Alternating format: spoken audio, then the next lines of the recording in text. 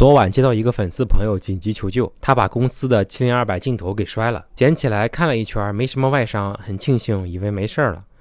结果装机镜头就异响，内部抖动，取景器能看出画面抖动。他们明天还有拍摄，着急用。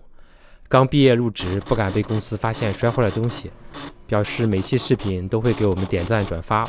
好的，清明假期加班，赶紧给他搞一下。出现这种问题，基本都是摔坏了防抖，纯内伤。我们打开来看下，先拆下镜头后卡孔，取下底座，拆下后镜筒，断开排线，将后镜组和主板一起取下。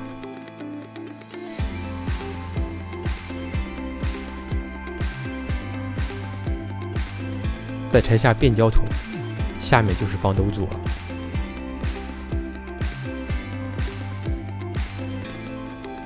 取下防抖组，观察一下，镜头的防抖就是电机带动防抖镜片对抖动反向运动，运动补偿来实现防抖效果。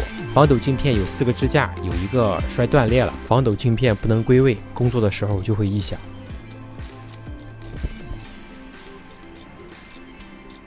根治的方法是换整个防抖组，成本要他实习期大半工资，只有一个腿粘上，只要不再磕碰，正常使用没问题。打上强力胶，扶着稳固一会儿，等胶干，再涂几遍加强一下。处理完成，防抖镜片就运动正常了。将镜头组装好。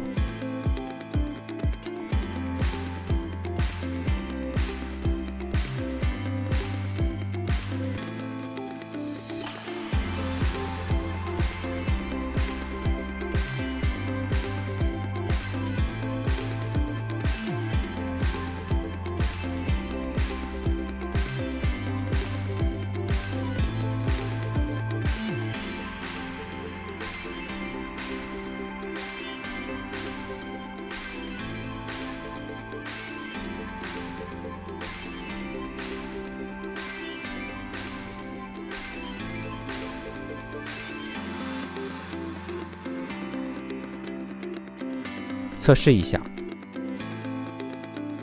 没有异响了，防抖对焦都工作正常。